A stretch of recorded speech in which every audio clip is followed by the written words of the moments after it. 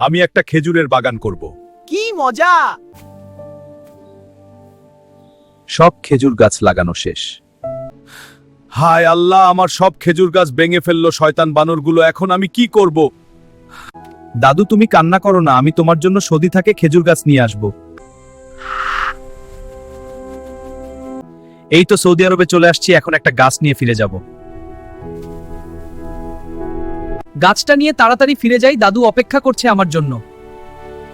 দাদু, গাছটা লাগাও, ভালো করে দেখবে, কয়েক মাসের মধ্যেই খেজুর ধরবে। আচ্ছা, খুব ভালো। দেখতে দেখতে গাছটা বড় হয়ে গেছে।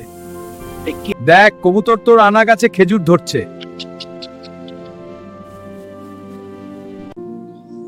অনেক মজা খেজুরগুলো, আমি অনেক খুশি হয়েছি।